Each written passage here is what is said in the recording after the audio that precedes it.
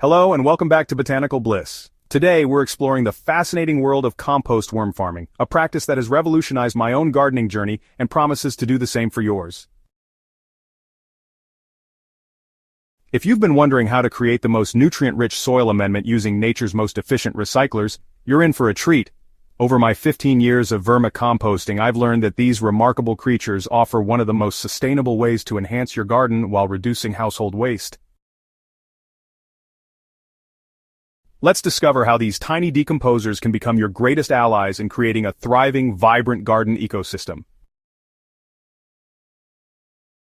Before we dive into the practical aspects, let's understand why worm composting stands apart from traditional composting methods. While conventional composting relies primarily on bacterial decomposition and generates heat, vermicomposting harnesses the digestive systems of specialized worms to break down organic matter at room temperature. The end product worm castings contains up to 5 times more nitrogen, 7 times more phosphorus, and 11 times more potassium than the material that went into the bin. These castings are also packed with beneficial microorganisms that enhance soil structure, improve water retention, suppress plant diseases, and boost plant immunity. Perhaps most impressively, worm castings provide nutrients in forms immediately available to plants, unlike many commercial fertilizers that require conversion in the soil before uptake. In my experience, even the most struggling plants show remarkable recovery within days of a worm casting application. It truly is like giving your garden a natural superfood.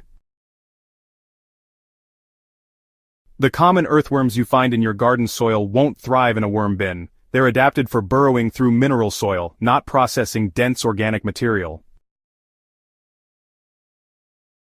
For successful vermicomposting, you'll need specialized composting worms with red wigglers or Eisenia foetida being the undisputed champions of the worm bin. These remarkable creatures consume up to half their body weight daily and reproduce rapidly in captivity, making them perfect partners in waste management.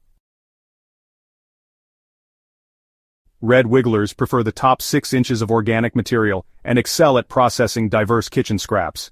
If your worm bin is deeper than 12 inches, consider adding some European nightcrawlers, or Eisenia hortensis. They work the lower layers, while red wigglers focus on the surface.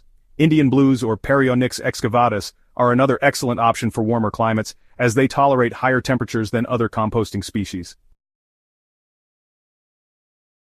When purchasing starter worms, invest in quality stock from reputable vermicomposting suppliers rather than fishing bait, as composting-specific worms are selectively bred for their waste processing capabilities rather than their appeal to fish.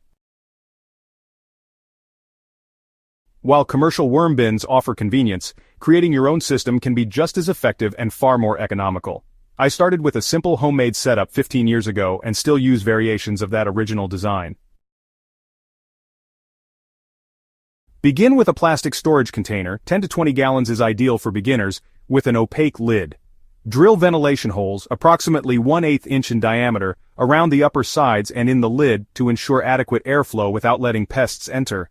For drainage, add 10 to 15 quarter-inch holes in the bottom, and place your bin atop another container or tray to catch the valuable liquid runoff. This worm tea makes an exceptional fertilizer when diluted with water at a 1:10 ratio.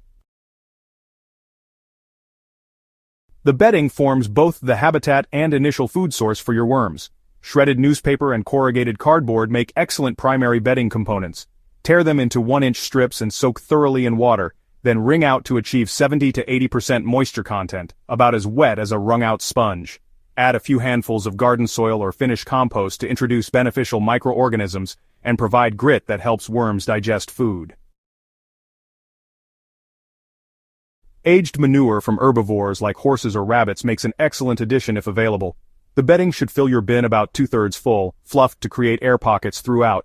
Before introducing worms, let this prepared habitat sit for 2 to 3 days to allow any heat from initial microbial activity to dissipate, creating a comfortable environment for your new residents. Place your worm bin in a location with stable temperatures between 55 and 77 degrees Fahrenheit. That's 13 to 25 degrees Celsius. Garages, basements, kitchen corners, or shaded outdoor areas often work well, depending on your climate. Developing a proper feeding regimen is crucial for a thriving worm population and odor-free operation. Start conservatively with 1 cup of food scraps per pound of worms weekly, gradually increasing as the population grows. Bury food in a different location each time, working in a pattern around the bin to ensure even processing. Worms have definite preferences that affect their productivity. They thrive on fruit and vegetable scraps, coffee grounds, filters included, tea bags, but remember to remove the staples, crushed eggshells which provide essential calcium and grit, plain cooked grains, and garden waste. However, they struggle with certain materials that should be avoided, citrus and pineapple in large quantities, as the acids can be harmful, onions, garlic, and spicy peppers, which can be irritating to worms, meat, dairy, and oils, which attract pests and can create anaerobic conditions, and heavily processed foods with preservatives. The key is maintaining balance. Alternating nitrogen-rich greens like fruit scraps with carbon-rich browns like cardboard and paper creates ideal conditions for worm processing.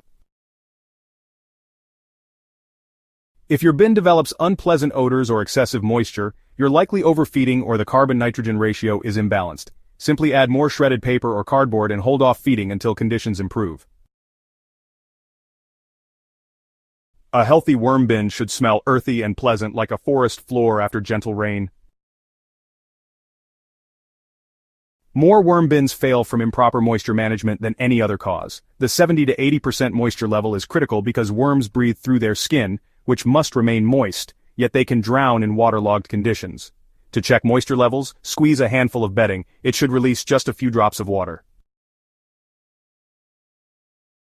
If it's too dry, mist with dechlorinated water. If too wet, add dry bedding materials and leave the lid ajar for increased evaporation. Temperature control is equally important, with 65 to 75 degrees Fahrenheit, or 18 to 24 degrees Celsius, being ideal for maximum activity and reproduction. Temperatures below 55 degrees Fahrenheit or 13 degrees Celsius slow worm metabolism significantly, while readings above 80 degrees Fahrenheit or 27 degrees Celsius cause stress and may drive worms to escape. During extreme weather, moving your bin to a climate-controlled area or adding insulation can protect your worm population.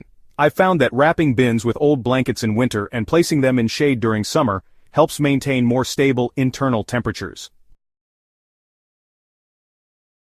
Temperature fluctuations are more dangerous than consistent cool conditions, so avoid locations with significant daily temperature swings.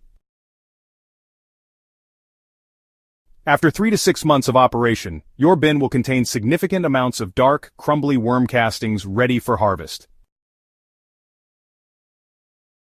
I prefer the light migration method for its simplicity and effectiveness. Push all contents to one side of the bin and fill the empty side with fresh bedding and appealing food.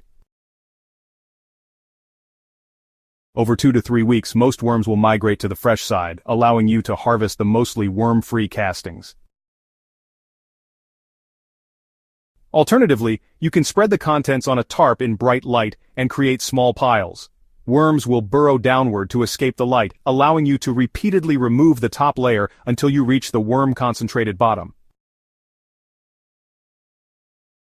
These precious castings should be used strategically for maximum benefit. For seedlings, a mix of 20% castings to 80% potting medium dramatically improves germination rates and early growth vigor. For established plants, a 1/4-inch top dressing around the drip line provides slow-release nutrition while improving soil biology. Perhaps the most powerful application is worm tea. Soak 1 cup of castings in a gallon of dechlorinated water for 24 hours. Adding a tablespoon of unsulfured molasses boosts microbial activity. Then, strain and use immediately as a foliar spray or soil drench. This living liquid fertilizer delivers both nutrients and beneficial microorganisms directly to your plants, resulting in visible improvements within days.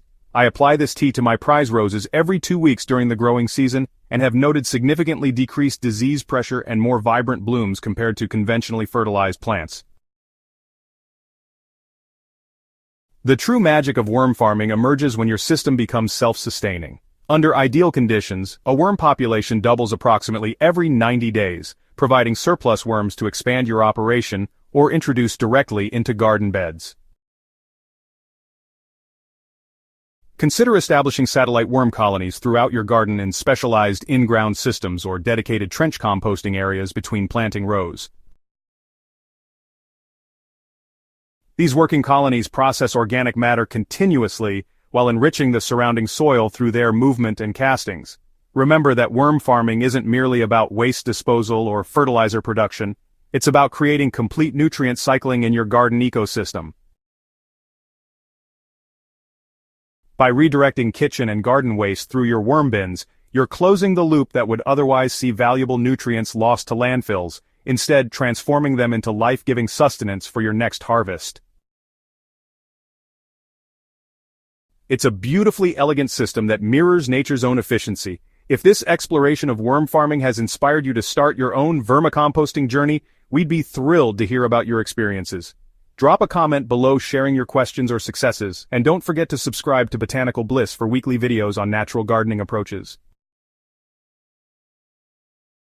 Hit that notification bell so you never miss our uploads, and share this video with fellow gardeners who might benefit from discovering the underground workforce that could revolutionize their growing practice. Until next time, keep nurturing the soil that nurtures your plants.